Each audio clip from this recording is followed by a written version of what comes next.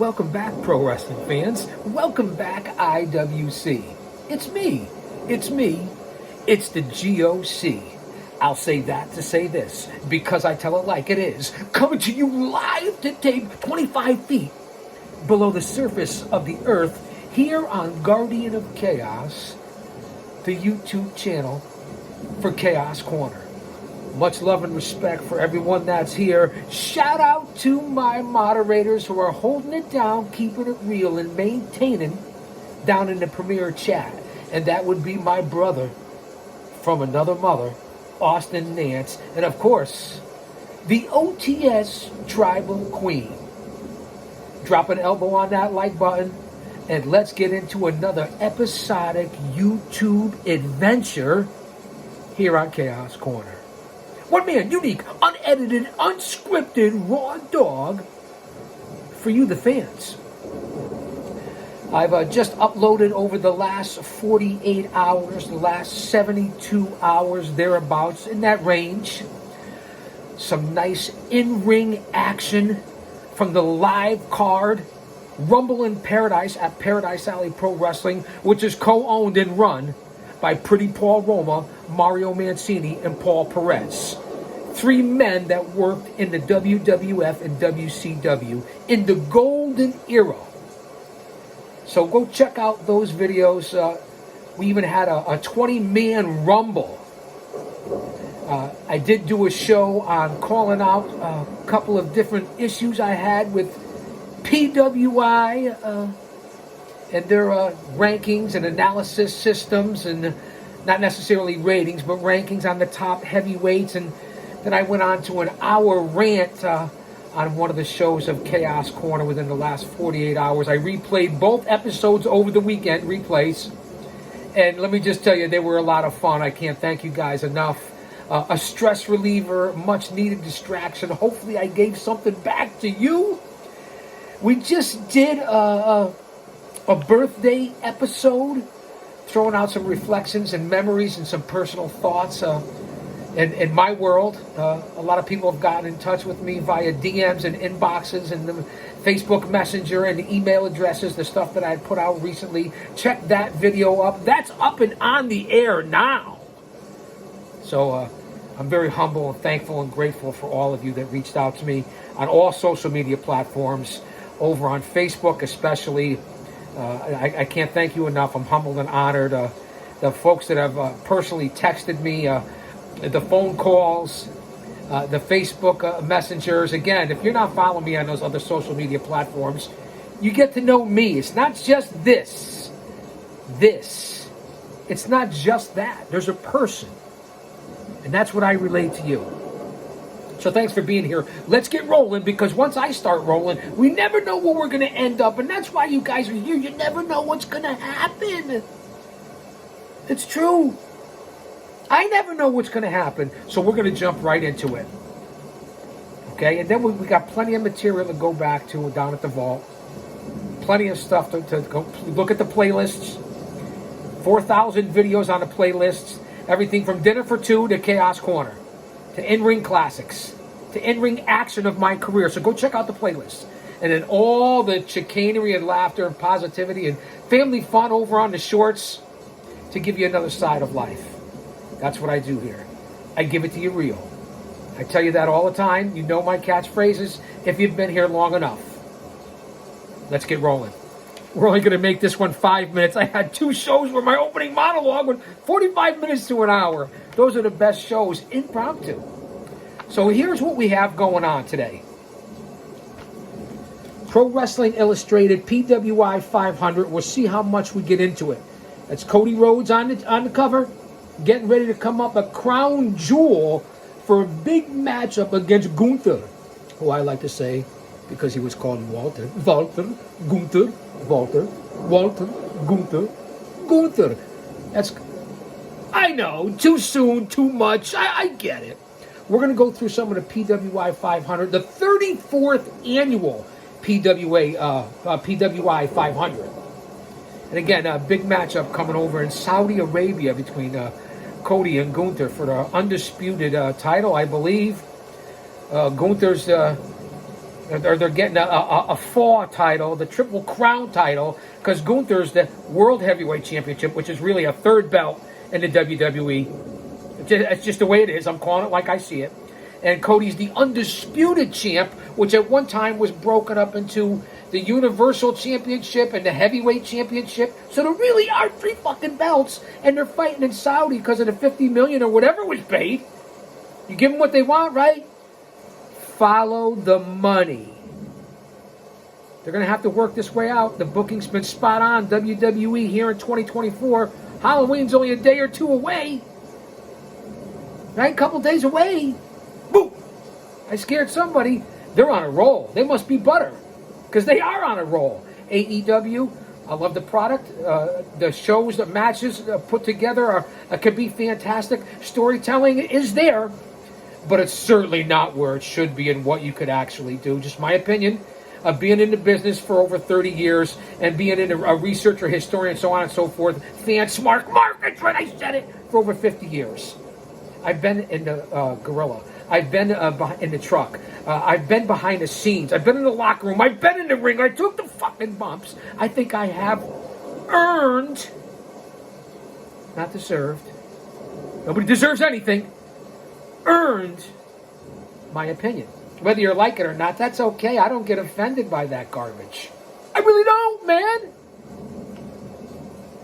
So here we go. PWI top 500. Now I was gonna start with 500 and work my way up, but people are here for the meat and potatoes, so to speak, right? Although I can go for a crispy chicken salad right about now. But that's neither here nor there. Let me know what you're eating. Let me know what you're drinking. I had an unbelievable peach pumpkin spice coffee, and now I'm going with the old agua face, chin chin.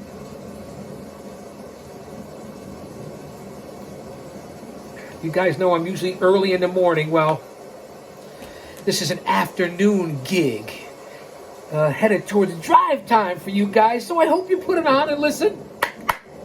Take out your notebooks. Well, notebooks for PWI. And we can all leave our opinions here. I'll try to give us at least the top 10. I know I scared the rats off cheesecake. I make onions cry. I get it, man. I get it.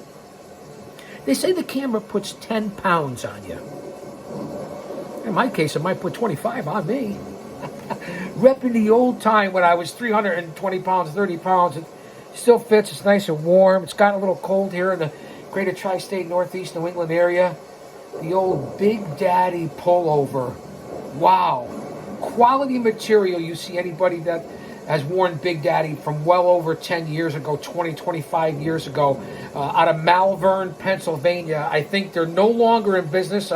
I'm not in the business anymore as a talent, more an on-air personality, you know. My official ring activity was probably 07, 08 for my career. But I've been along with it, again, into the color commentary broadcasting part. So, made in the USA. That's what I was proud about the clothing company, that as long as I wore their shirts, t-shirts, jeans, pullovers, sweat tops, matching golf outfits, it really was incredible hats, they took care of me. Big Daddy out of Malvern, Pennsylvania, the Big Daddy Clothing Company. And guys like Kevin Nash got involved in it, guys from the NFL, Major League Baseball, hockey, sports and entertainment, the hip-hop industry, Emmett Smith at one point, I believe. I already told you about Nash. There's pictures around here somewhere. I might have even posted it on the playlist. I'm very active on the playlist. You know, I report currently on WWE and AEW, especially their pay-per-views. So that's why this is relevant. Again, I can't speak enough, and here it is 25 years later, and it's like I just bought it today. Made in the USA. And this is for whether you're red, blue, I don't care about your politics, your religion, your identity, your sexual orientation, your race, your color, your skin creed, whatever. It doesn't fucking matter to me. You be you, I'll be me. I say it on every show. I'm going to say it again. Okay? Just to let everyone, so we know where we are. No men and women's sports. Let me throw that in there too. Here we go. Hey, listen, that was only 10 minutes. That wasn't bad, right? Austin, Jen. Number one for PWI. Now, this is dated December of 2024. We're at the end of October 2024, going into Halloween.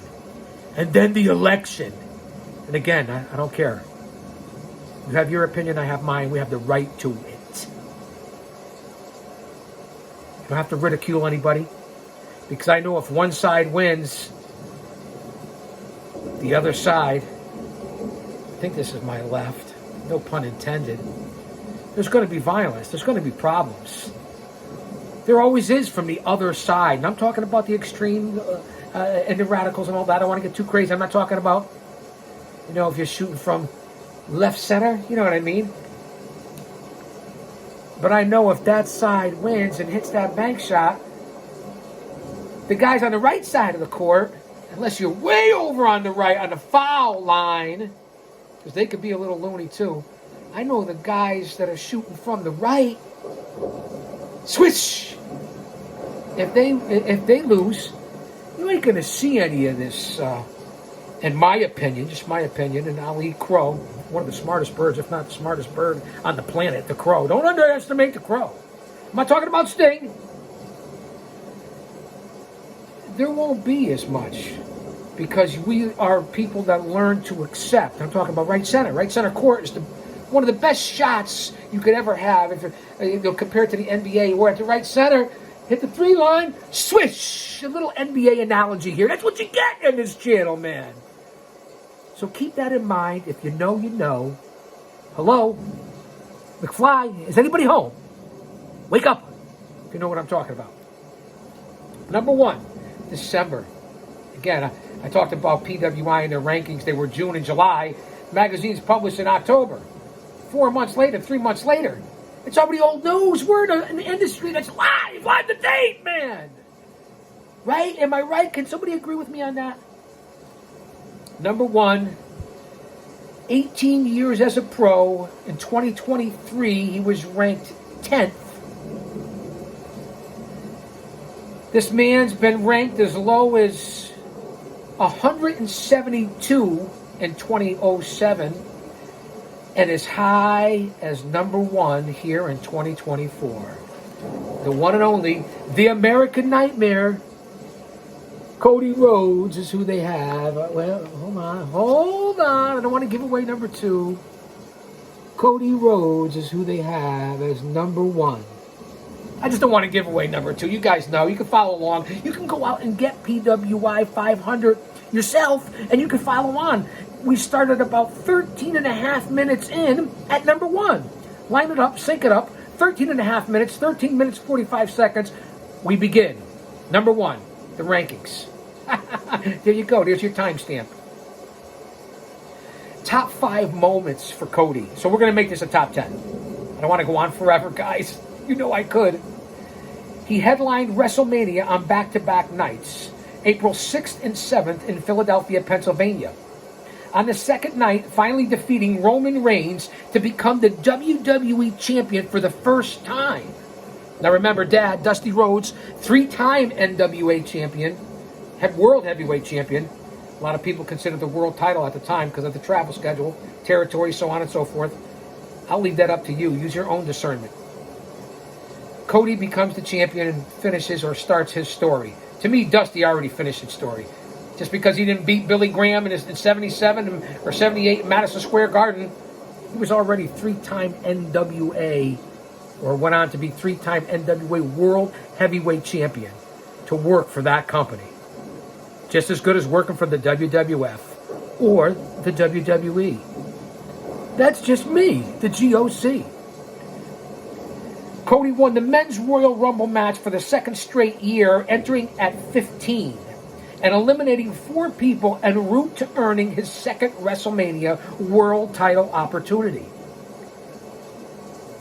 He toppled Brock Lesnar in their rubber match at 2023 SummerSlam, slaying the Beast after 3 crossroads. It's a good match. He successfully defended the world title on a premium live event. It's a pay-per-view, but whatever. For the first time, beating AJ Styles at Backlash. May 4th in Lyon, France. Now, should AJ Styles go in the Hall of Fame? Absolutely. But what is the talk about AJ Styles going into the Hall of Fame in like the class of 2025? Is he going to retire? Is he done? If anybody should go in the class of 2025, it should be Bryan Danielson in the WWE, no matter who he's working for. How about King Kong Bundy? How about Ivan Koloff? And there's many others. Not yet, AJ. You got to be out for a while. But yes, definitely a Hall of Famer, AJ Styles. No two ways about it. Cody partnered with Jey Uso to win the undisputed WWE Tag Team Championships from Damian Priest and Finn Balor at Fastlane on October 7th in Indianapolis, Indiana. Cody, in my opinion, giving you my 2 cents, my thoughts, my reactions, my view, my opinion. Cody for 2024 definitely deserves to be number one. So I'll agree with PWI on the number one wrestler in the world, Cody Rhodes. I agree on that. Number two, according to Pro Wrestling Illustrated, we're on the PWI 500. I gave you the breakdown on Cody Rhodes, 18 years pro, 2023, when he was ranked as lowest to highest. I'll do the same here. For number two for 2024, 15 years as a pro. In 2023, he was ranked 112. Quite the jump.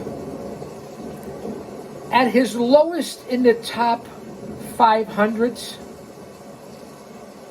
in 2013, this man was ranked 435. Now, to be in the PWI 500, kayfabe or not, I get it. I'm from the magazine era of the 70s into the 80s. If anybody knows, it's me. I get it. All due respect, PWI. I got something else coming out from Sports Illustrated, top 20 wrestlers of all time. I'm going to be doing a show on that because it's not a fucking podcast. This is a show. You never know what I'm going to say or do or talk about. So I'm going to do a show on that too, top 20, and what they consider. And we can all throw our opinion. This is the fun of it. It's facts. It's history. You're learning something. So this man was low as 435 in 2013, hovered around the 300s for 2014, 2015. Last year, 112. Shane Swerve Strickland, at the time of this, I believe, was the AEW Heavyweight Champion. Whose house? Well, in 2024, they're saying it's Swerve's house. Now, I'll say that to say this. Allergies kicking my ass. Getting better, though, because I tell it like it is. Now, Swerve Strickland, to me, even if he was AEW World Heavyweight Champion, and he was, I give you the facts here, I don't believe Shane Swerve Strickland for 2024 is number 2 in the world. Now, is he in my top 5? He has to be. He was the AEW World Champion. He's one hell of an athlete. I worked with Swerve and called one of his shows in 2017, I believe it was, or 2018, for Paradise Alley Pro Wrestling. Willie Mack was on the same show, Sabu, Evilise, Richard Holiday. So I'm a very great guy, Strickland. Going back to long before he was whose house? Say it, chat. Okay. Let me run it down for you here. Everything's debatable and arguable. I'm just giving you my experience and what I think. I don't think it deserves to be number 2. Great wrestler. Got nothing, no disrespect. Not at this point. His title reign wasn't the greatest. I take different things into consideration. Now, was the emotional investment there? Absolutely. There's no denying Swerve. Alexa, play Tropical Thunderstorm sounds. Am I talking to a wall?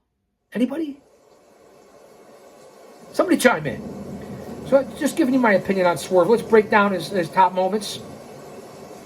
He pinned Samoa Joe after 2 top rope Swerve stomps to capture the AEW World Championship at Dynasty which I saw and reported on, April 21st in St. Louis, Missouri.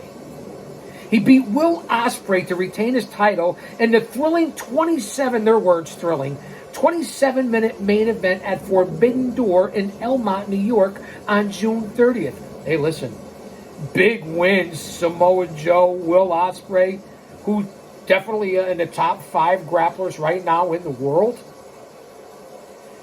Successfully defended his world title against Christian Cage at AEW Double or Nothing in Las Vegas on May 26th. A little older, legend, Christian doing some of his best work. Solid win. Winning with his devastating house call sidekick. He earned 12 points in AEW's inaugural Continental Classic, tied for the most by any participant.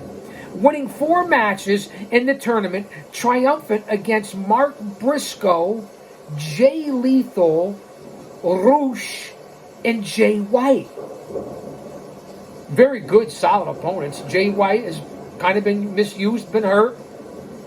Definitely a top athlete in AEW. Solid win. Roosh, we know how physical he is. No me jodas, marico, muévete, culo, cabrón, de hell no.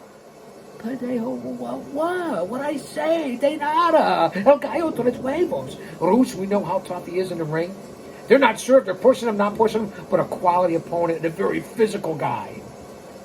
Jay Lethal, a legend, but let's look at how he's being used.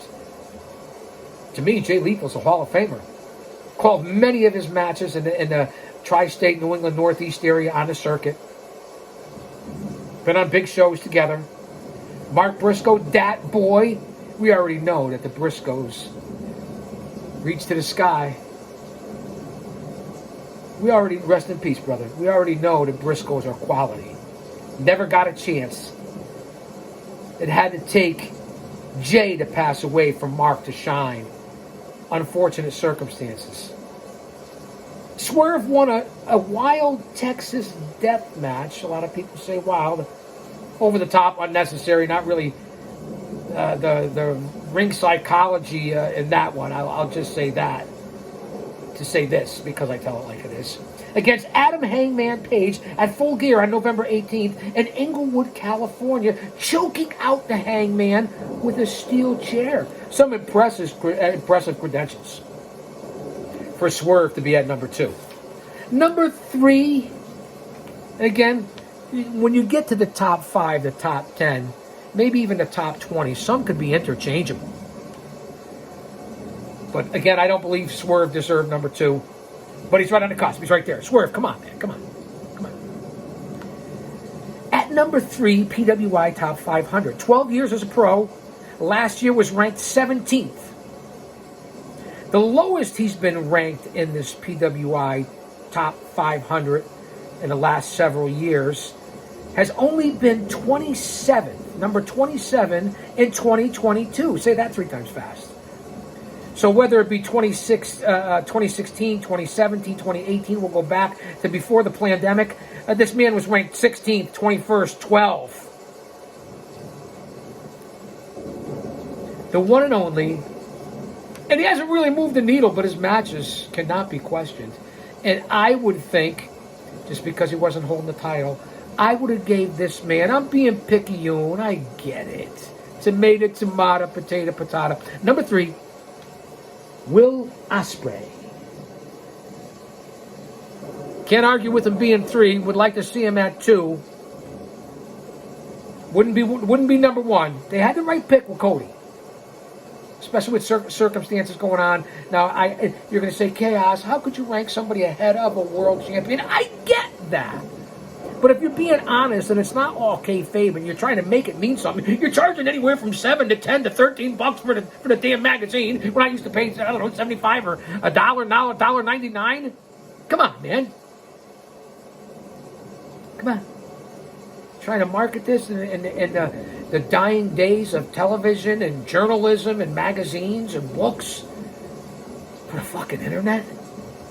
It's a double-edged sword. Be careful what you ask for. So Ospreay number 3, I would have gave him 2, and I know I'm kind of going against some of the things that I have said in the past. just at the moment of what was accomplished as well. Although, how could you say that? Swerve beat Ospreay in 2024. Ospreay defeated Bryan Danielson in a dream match between two of the best wrestlers of their generation at AEW's Dynasty event on April 21st, again, which I saw live, reported on. Dream match for sure, but Danielson, although makes everyone look great, not his prime Danielson. Can we be honest about that? Big win, great win. Legend, Hall of Famer Danielson. Ospreay captured the first AEW title by beating Roderick Strong for his first AEW title, Ospreay's. He hasn't been in AEW that long. He made appearances, hit and run, was a part of the Callis family. You didn't know where he stood. Heel, face, heel. We know what he is now in October, coming up on Halloween 2024. Captured his first AEW title by beating Roddy Strong, who, grappling technician-wise, is one of the best in the company. His gimmick, totally misbooked, misused. He's a clown. For the International Championship at Double or Nothing on May 26th. In front of 81,000 fans in his native England, he beat Chris Jericho at AEW's All-In event on August 27, 2023. Big win, history-wise. But Jericho, a legend, listen to Ocho, the Wizard, Le Champion, the Rainmaker, Y2J, Lionheart. I get it. A legend, a Hall of Famer. Come on, he's way past his prime. He does make people look good. His storylines drag everybody into his oblivion at times. He was responsible for a lot of the early years of AEW. All props. Been in his company before. Not sure it was the big match, although we're putting highlights for Ospreay as big winning feather in your cap when you look back on your career, but not right now. Just my opinion. Ospreay won his first match as an AEW contracted talent against Konosuke Takeshita at Revolution on March 3rd in Greensboro, North Carolina. Konnichiwa, bitches, arigato from the Chaos-san. Beating Takeshita back then was great, but not as good as it would be to beat him now in a rematch when he just won the International Championship himself.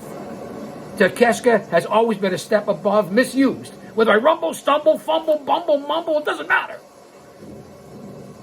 I refer to the Bully Ray story of give the Guardian of Chaos 6 spots, he'll fuck up 5. I'm not proud of that. Unedited, unscripted. So let's get off that. But I'm not sure. These were Ospreay's moments. I get it. He did more when he was in Japan. But his moments is what we're going through with the kayfabe. And this is why I will call out Pro Wrestling Illustrated with the facts and what they put in there.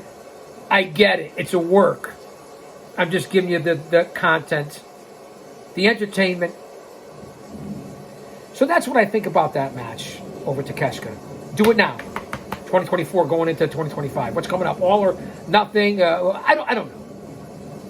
I do watch the pay-per-views, the PLEs, whatever they want to call it. In his last successful championship match in New Japan Pro Wrestling, he beat Umino to retain his IWGP US title on November 4th in Osaka, Japan. You know what that means to me? Good win. Naito's a legend. I understand that. But it doesn't mean anything here. And where does that rank as far as tiers of titles? About 50th? 25th? It doesn't really mean anything to me. When you have the IWGP heavyweight title, it's a feather in your cap, but even that is lucky to be in the top 10 relevant titles in the world when it comes to WWE and their multiple championships and what AEW is trying to do, and you understand. So there you go for Will Ospreay. Pretty impressive. You see what he's doing now. Number 4 in the PWI Top 500. We're 30 minutes in. We'll get through the top 10. Thank you guys for being here. This is what you get. It's a lot of fun for me. Hopefully for you too. So number 4, he's 16-year pro. Last year, this man, give you a little something to think about. That last year, this man was ranked number 1 in the world in the PWI 500. We know right now number 1 is Cody Rhodes. Number 2, they have Shane Swerve Strickland. Number 3, Will Ospreay. We're on number 4. This man last year was number 1. The lowest he's ever been rated, I believe, was in 2008 when he was ranked 88th in the top 500. 88th. But this man has never been ranked. That was his lowest. He's been number one 3 times before, this man, before I give it away. 3 times he's been number one, and he was number one in 2023. Right here, he's number 4. Anyone? Bueller?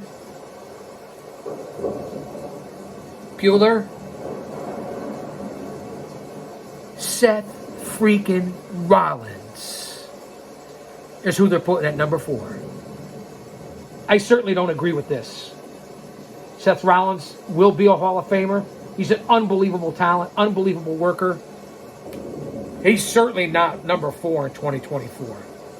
This right now has been the most obvious of the ones we've talked about. The other 3 are all just about dead balls on. Can't really argue with it. Just my opinion. Let me know what you think about Rollins being number 4. You didn't really get it with the 3 number 1s in the past. I know not many people did. I might not have gotten at this if I didn't have the information in front of me. Paul's mental with this. Hold on. Sorry about it. I apologize, man. So number 4 is Seth freaking Rollins. Again, last year, number 1, Tyler Black, whatever you want to call him, he's unbelievable. Here's what he's done. You let me know what you think. He defeated Drew McIntyre at Crown Jewel in Riyadh, Saudi Arabia, to retain his WWE World Heavyweight Championship. It's in Saudi Arabia. Let that marinate and let that sink in for what it's worth.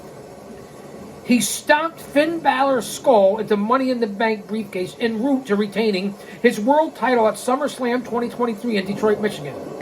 To me, Finn Balor's not a top 10 wrestler in the world. Great talent, unbelievable talent. Has really earned everything he's ever gotten in this ring. Not a top 10 grappler in my point, so if this is one of your strong points, you're missing a mark on 1, 2 so far in these top moments. He outlasted Shinsuke Nakamura in a brutal last man standing match to retain his gold at Fastlane on October 7th. Nakamura overused, underused, not booked properly. Not a top 10, top 20 grappler in the world, in my opinion. I'm giving you my opinion. So although a big win, solid win, Nakamura is a legend. And I don't use that word lightly when I say this. For what they've accomplished and done in the past. To me, it's still not worthy enough for him to be number 4 in 2024. He beat former WWE champion Jinder Mahal in a title defense on Monday Night Raw, January 15th in North Little Rock, Arkansas. I'll let that speak for itself. No disrespect to everybody who wants to hinder Jinder. He's a quality athlete. He's made it to the top. He's had longevity. You get that far, you're a fucking talent. But as far as top moments, to include in your top moments, to prove that you were number 4 in 2024, Seth Rollins is not number 4 in 2024. Top 10 grappler probably a half dozen times in the last 10 years. Not now. He pinned Jey Uso in another successful title defense on December 4th at Monday Night Raw from Albany, New York. Solid win. Usos aren't singles wrestlers. No matter what Jey just did with the Intercontinental Championship. No disrespect. Samoan Dynasty has helped me out more than any family in this business. I pay homage to them. Honored and privileged. Rikishi, Yokozuna, Umaga, Tonga Kid, Big Sam, Lloyd. Worked with them all. Rosie. Nothing but honor and respect. 10 folds over for that. Back to the Hamden days in World Gym. Daniels, Montego Bay. Doesn't get better than that, baby. Talk about history. Circa 1983. Number 5. Tetsuya Naito. Now, I don't agree with this either. I'll admit I'm not as well versed as a lot of people on New Japan, but I stay in touch. I do my research before I come on here and give an opinion. Great talent. to be in the PWI top 500 at number 5 in 2024, Naito, that's a negatory, bitches. That's what I say. But a great grappler, no denying. I know I didn't give you what we did in the first 4, but here's the analytics, the highlights, the tail of the tape. He's been 19 years as a pro, so let's face it, he's been around. Last year in 2023, he was not ranked at all. PWI, wake up and get your head up out of your asses. I've been supporting you for 40 years, 50 years, 40 years. You work for me. I pay your salary. Remember that. I'm the consumer. I just want to let you know, too much information in here, not enough thought, not enough people from the business that are in the know. I'm not throwing shots at anyone. I'm no better than anyone else. I'm just telling you how I see it. Because it's glaring, and this is just the top 10, which shouldn't be that arguable. Naito last year, as we said, was not ranked. Now, don't get me wrong. As I said, this guy's a legend. But he's not a legend in this country. It's not just about this country. This is worldwide, Pro Wrestling Illustrated. He hasn't been, the lowest this man has been in the PWI top 500. And again, this is conjecture. It's kayfabe. It's a work. I get it. I understand. Work with me. 259. He was number 259 in 2013. Number 186 in 2011. Number 146 in 2010. That's the lowest Naito's ever been. So he's a quality talent. Work or not. In 21, 20, 2019, 25, 5, 15. He's been as high as 5. Number 2, I'm not sure. Los Ingobernables de Japan. Really? Let's run it down here. Let's move forward. Naito does not belong at number 5. Great talent. No offense. Giving it to you raw dog. He defeated Sonata in the main event of Wrestle Kingdom 18 in the Tokyo Dome, January 4th, to win the IWGP World title for the 4th time. Very impressive.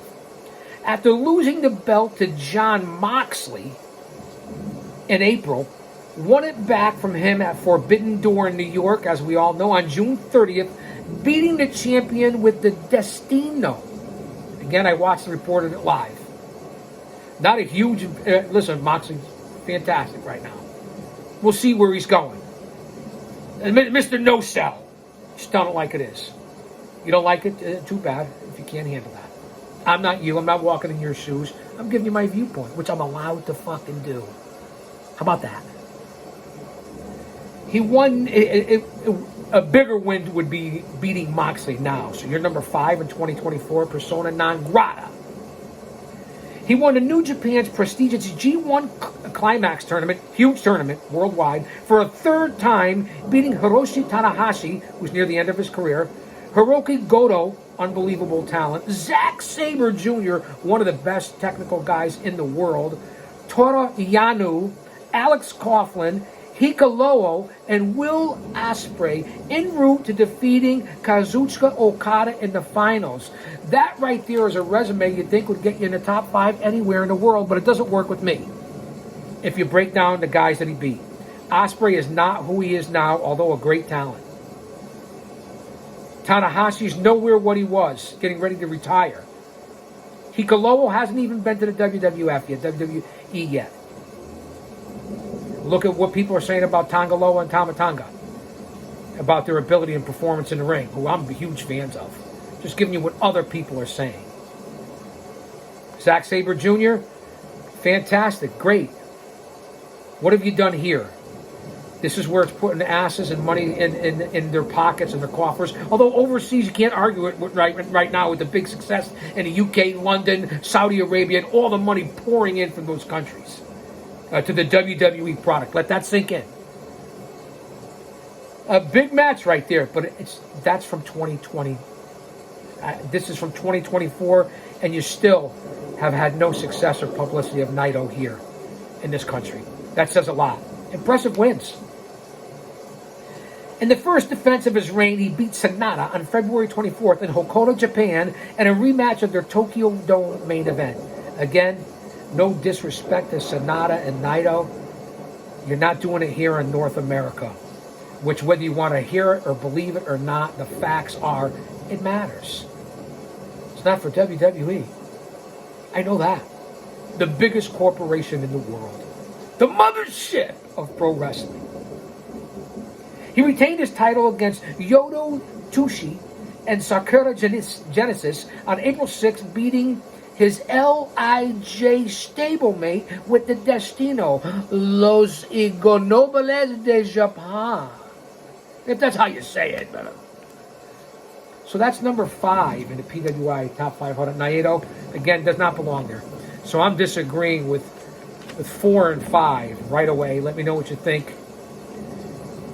Number 6, PWI Top 500, 2024. This is dated December 2024. Although if you go by the time writings of the rankings here, I want to drag you guys down here on this. I hope you're interested. I mean, this is for the period ending in the rankings of this issue, the PWI 500, at the end of August. So it's still 2 full months just about behind to come out with the PWI 500 now. Are you using 2023 as an indicator, the last half, and then the beginning? So where do you cut this off? Remember, I told you they're 3 and 4 months behind. That's my big argument with a lot of this. It becomes irrelevant in this day and age. It's persona non grata. I'm just telling you the truth. I'm giving you the good, the bad, the ugly, and my opinions. That's the content I provide for people that tune in. Number 6. Last year, this man ranked 71st in 2023. 71st. The lowest this man has been ranked was in 2016 and was ranked 447 in the PWI 500, which is an honor beyond belief if you think about all the wrestlers worldwide, from outlaw mud shows to carnies to the independents to the tiered league level, like I call A-ball, AA, AAA, and the majors. WWE, AEW, TNA Impact, New Japan, Ring of Honor, MLW, NWA, so on, so forth. 447 in 2016. He rose quick to number 6. Damian Priest, they have as number 6 in the PWI 500. And I will disagree with Damian Priest. He's come a long way. He's earned it. He has proved himself. He's going to be an incredible talent. I know he's not the youngest chicken in the coop, and a great grappler. For a big man, can do incredible things, but he's not in the top 6 in 2024. Whether this is ending at the end of August, it's 2 or 3 months behind, 2 months behind, whatever it is. And I know you're going to tell me, Chaos, he was the world heavyweight champion. It's a 3rd-tier belt. No matter what they're trying to make, it was made for Cody Rhodes. It's a 3rd-tier belt. I know they've made it into more, and Gunther has made it as important as the Undisputed Championship. I agree. It may even be as important, if not more important in my eyes, because I'm a huge Gunther fan. I get that. He has brought it to that level, but Damian Priest didn't. And he was a solid title holder. I'm just giving it to you straight. I wouldn't feel right if I did otherwise. So Damian Priest is number 6 in PWI 500 for 2024. I disagree. So now I agreed basically with the top 3. You can't go wrong with Cody, Swerve, and Ospreay. You definitely can't. Okay, but to go with Seth Rollins, Naito, and now Priest. And again, don't get me wrong. You can fucking clip it if you want. 3 of the greatest in the world. But are they top 10 worthy in 2024? You let me know. This show's for you. Besides me. Let's break it down. Break it down! 9 months after winning the men's Money in the Bank ladder match, finally cashed in his briefcase on night 2 of WrestleMania to defeat Drew McIntyre and capture the WWE World Heavyweight title. Number 3. I'm just telling you. He won a triple threat match against Seth Rollins and Damian McIntyre to retain his title at Money in the Bank on July 6th in Toronto, Ontario. Two great athletes, McIntyre and Seth Rollins. These are your top moments, good moments, but is it number 6 worthy moments for the year in all of pro wrestling? Let that marinate in how I'm looking at it as compared to how they're presenting it. He beat Jey Uso in his first televised world title defense at Backlash on May 4th, finishing his challenger with a South of Heaven chokeslam from the top rope. All credit and respect to Jey Uso, but you defeated the tag team wrestler, Priest. My opinions, my thoughts. Still a solid win. I'm talking about that. You make it here, you've made it. You're in print. It's memorialized forever. Just like making it into the WWE. I don't care if it's for a year, 6 years, 16 years. You're one of the best in the world at what you fucking do. Pro wrestling, wrestling, sports, entertainment. Soap opera, theater, performing, the arts, whatever you want to call it, for what you do. There's a lot to be said for that. He went into enemy territory at Clash at the Castle and defeated McIntyre in the challenger's hometown of Glasgow, Scotland to retain his title. Impressive. That's a top movement. I'll give you that, Damian Priest. Beating McIntyre in his home, I'll give you that, especially since how far they've pushed him from the COVID championship. That's a big moment. McIntyre's a beast. His story with Punk was fantastic.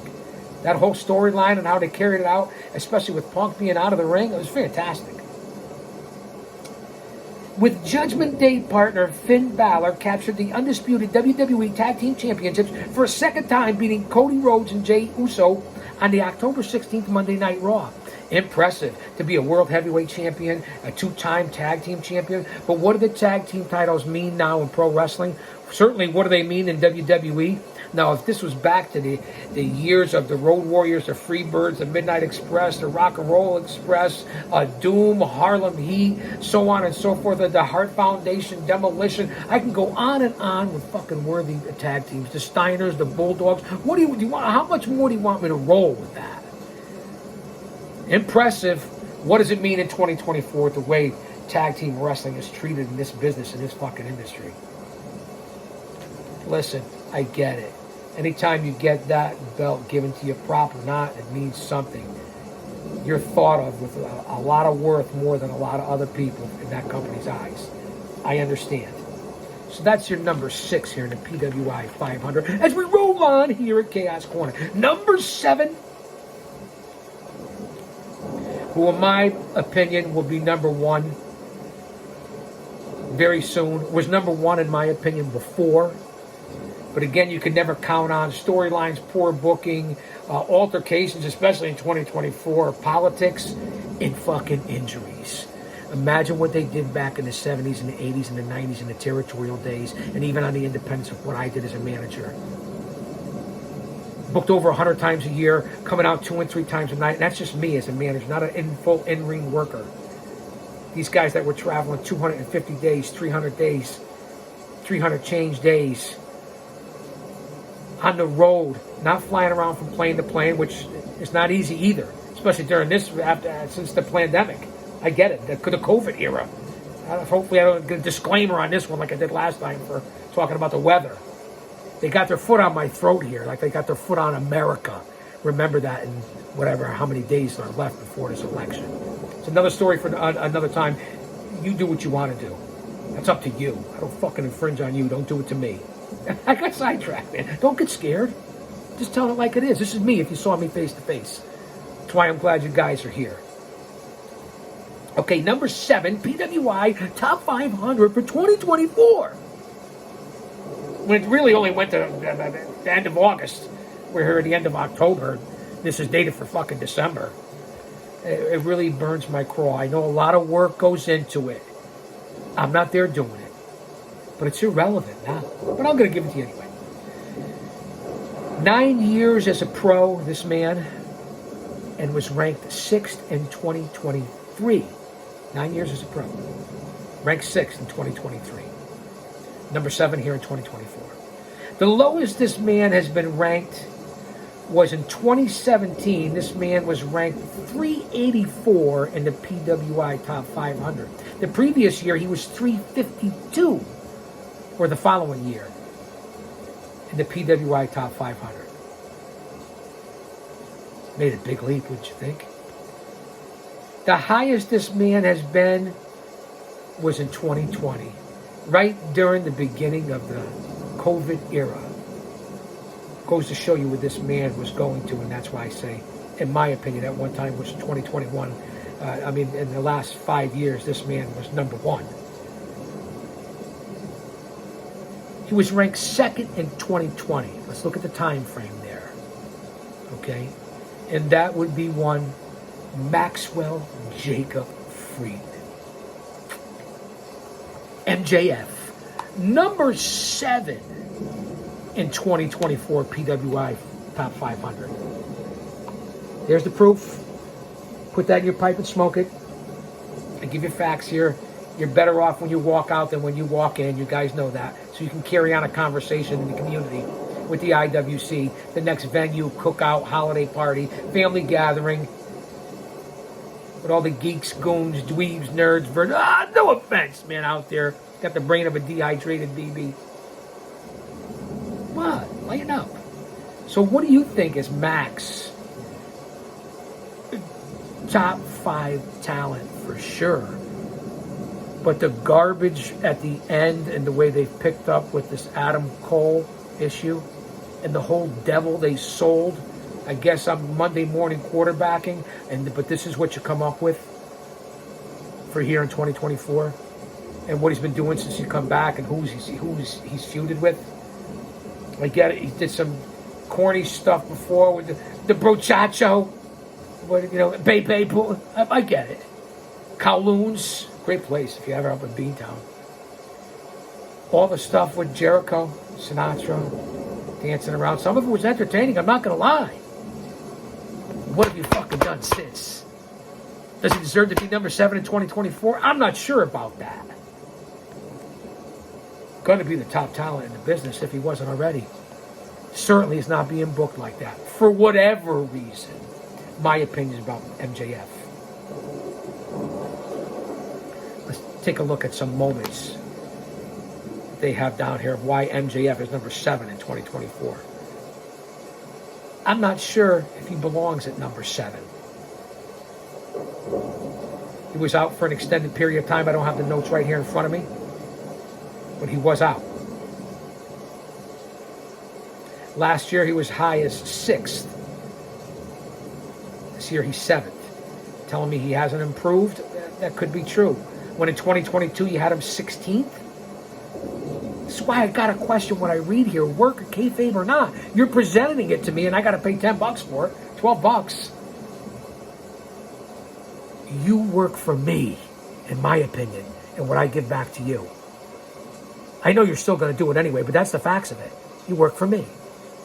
That's why my opinion fucking matters. I hope you're still here at 53 minutes in. We're only at number 7. We're going to go to top 10, however long it takes. MJF, number 7.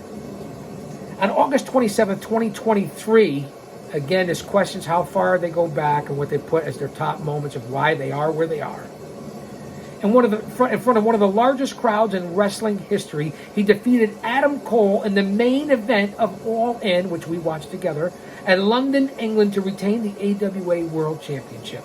It was a bigger win now than it is then. I never thought much of Cole anyway. Solid grappler, great worker. Undersized, undervalued, I get it. Who am I to question him? Ran things in NXT.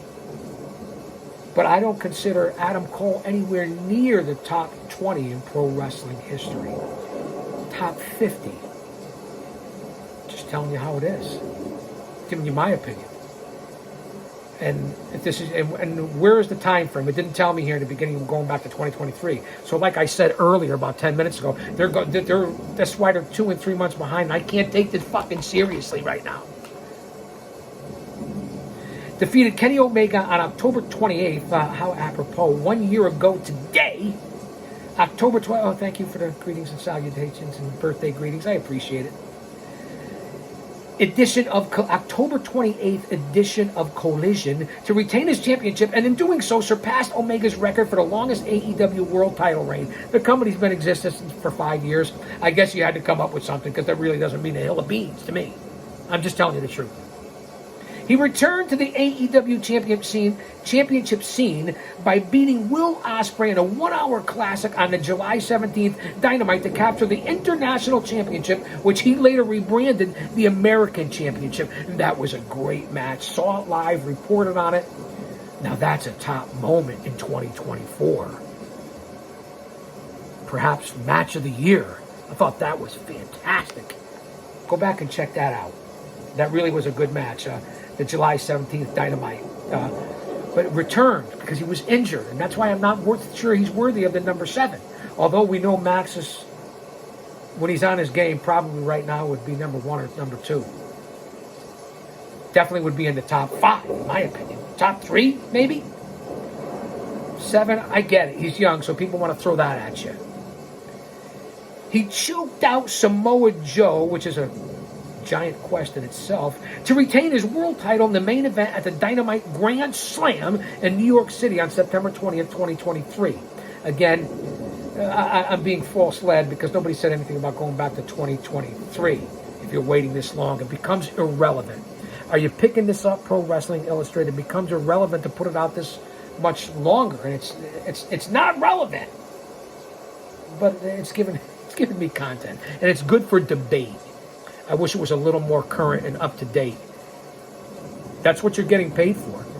That's why these internet sites and everything else that's out there is putting these guys and what you're doing here out of business. You got to find a better way. If you're going to do this, at least put it up on your channel on the internet. You see, always wrapped up in change here. Don't go anywhere, fans. We're not going anywhere yet. Let me give you some content, something to sit back and watch.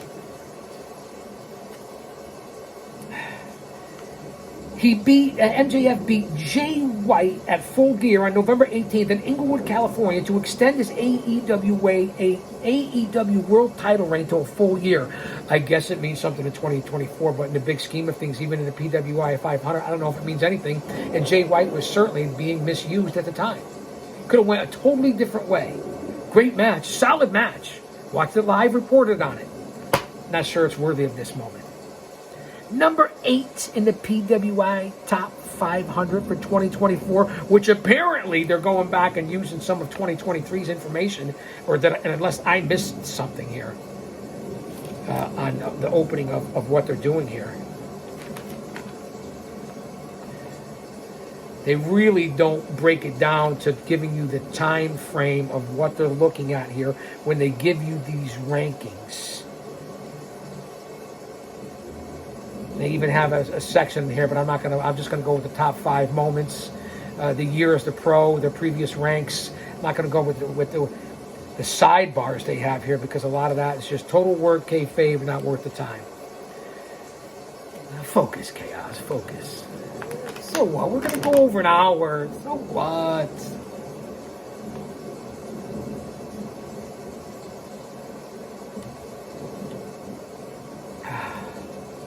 Thanks for being here. Appreciate you guys and gals for sticking around here at Chaos Corner. PWI Top 500. Whether you're just popping in now, you're watching this on a replay, or if you've been here the whole fucking time. Number 8. 20 years as a pro. Last year was ranked number 3. 20 years as a pro, and last year was ranked number 3. The lowest this man has ever been ranked was in 2006 when he was number 447 in the top 500. That's right, 447. He's been as low as 471 in the top 500, which are the 500 greatest in the world, an accomplishment in itself. But just comparing the list and the path to get here. And that was in 2009. Again, last year ranked number 3, the year before number 12, the year before number 6, and in 2020 he was ranked number 1. Ranked number 1 in 2020, right before the shit hit the fan. Any thoughts? Now, again, because this person is a part of a group, a faction, which there's your clues.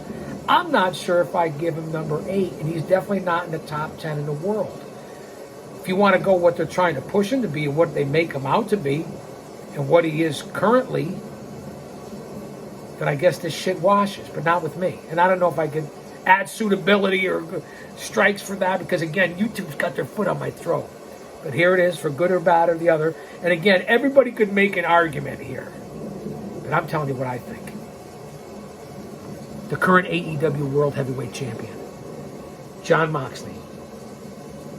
They have 8th here in the 2024 Top 500, PWI Top 500, dated December of 2024, while we're in October of 2024, and I found out they've gone back to 2023 for some of these results. So is any of this work or kayfabe or not? Any of it fucking accurate? Is there any reason why they have it then? Especially when it's irrelevant? Well, then why are you doing this, Chaos? Because I enjoy it. You get it. Not sure. I look back. Moxley, listen, he carried AEW for a while. He's Mr. No Sell. I don't know what they're doing here with the story. It could go out good or bad. I could take it or leave it at this point. Pac, Yuta, Cesaro, whatever they call him now, Claudio, along with Shafir. She's the one that's getting over. To me, Mox isn't getting over. I didn't like his character, although I think he's a solid worker. He's turned into someone who no-sells Japanese style. Maybe, I don't know, other people suggest he's watching too many movies. Was he top 10 this year, top 8? If it's this year, because you're going back to last year.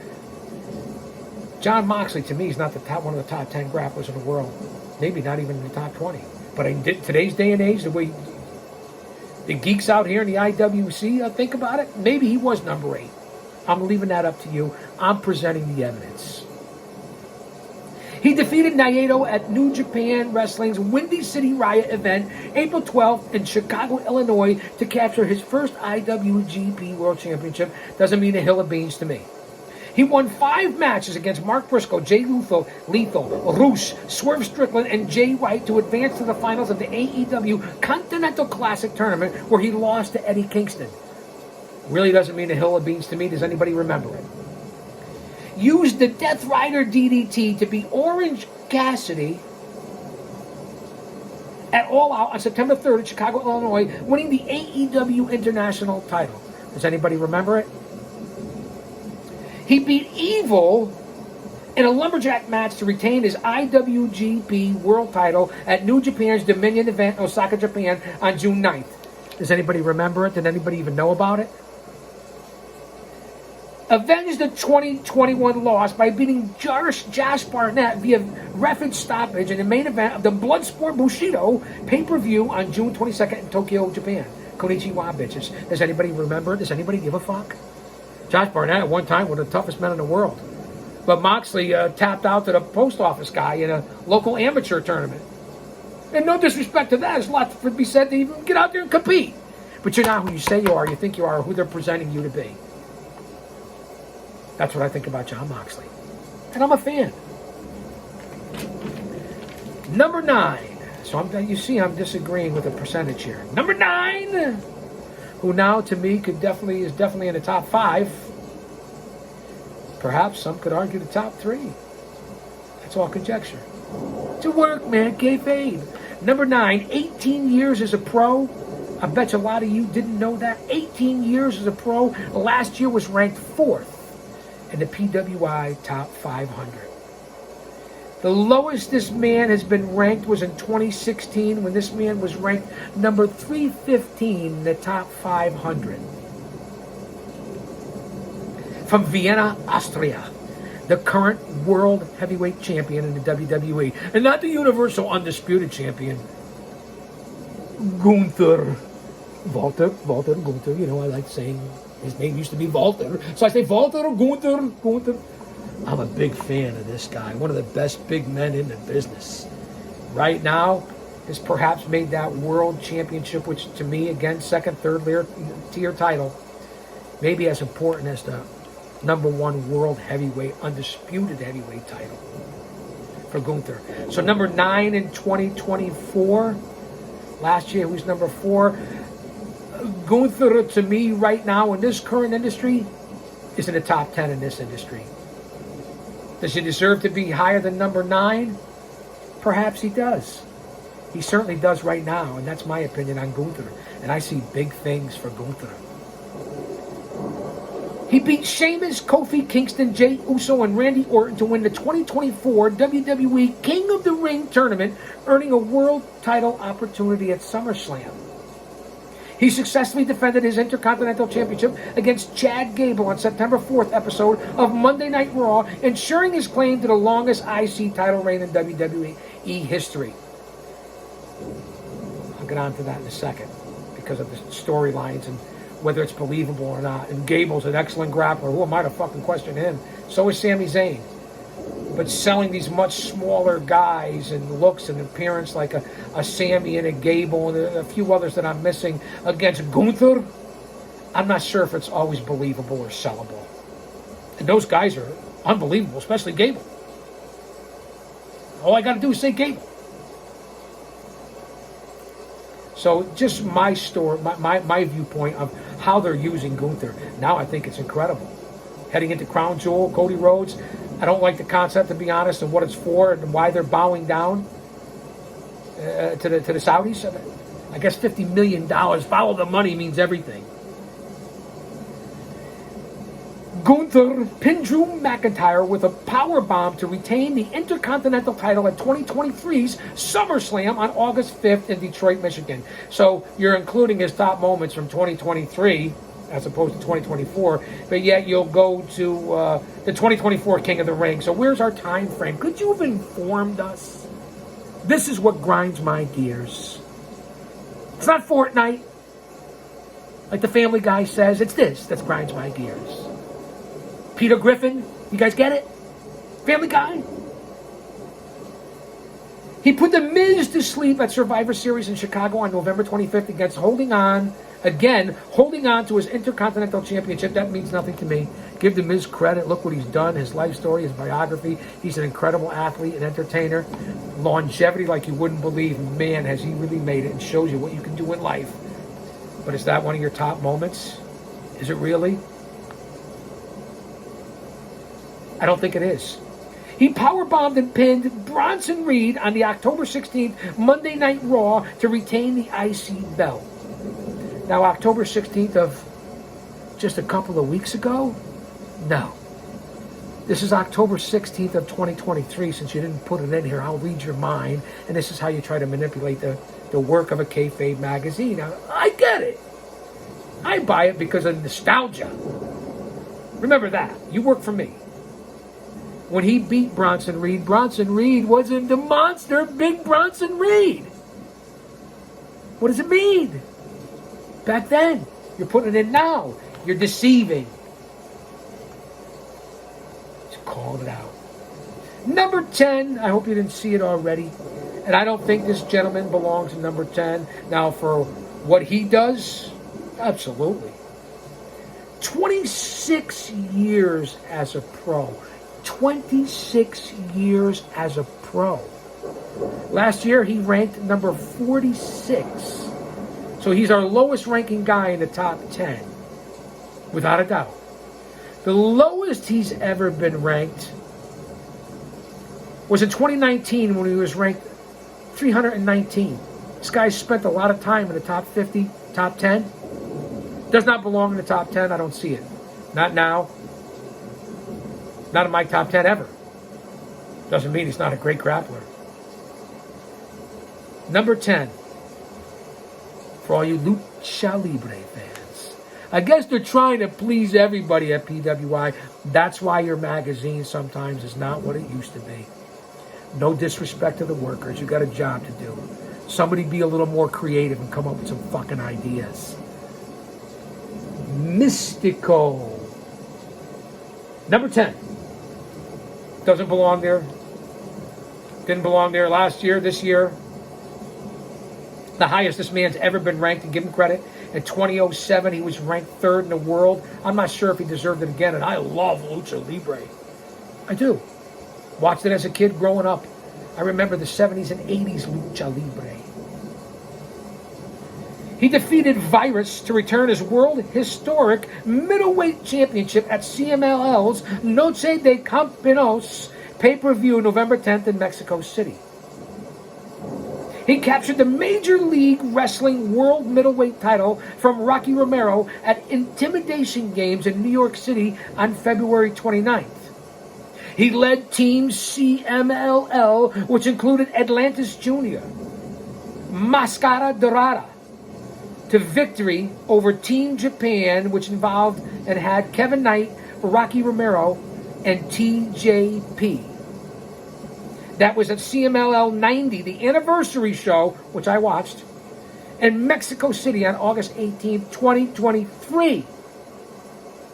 He made his AEW debut on October 20th, the edition of Rampage, beating Rocky Romero in a best-of-3 falls contest.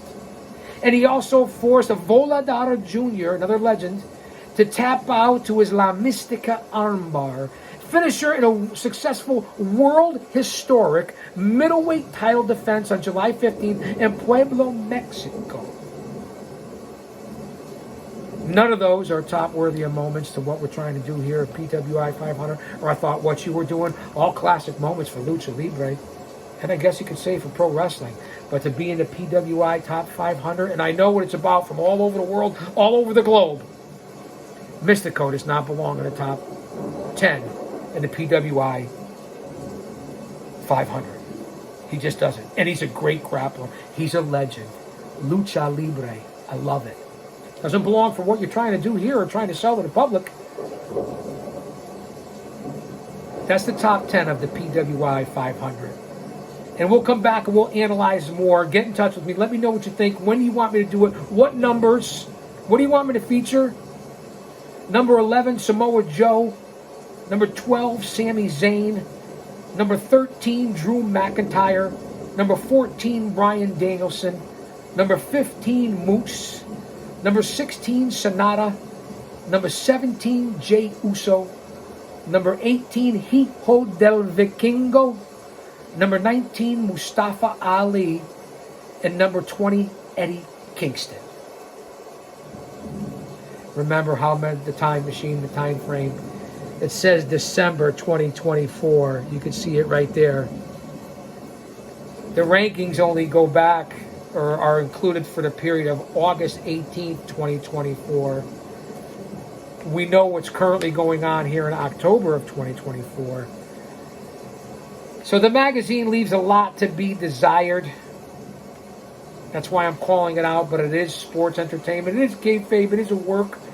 It was back in the 70s, and that was the imagination of it. And it brings psychology into storytelling, but you've lost it now.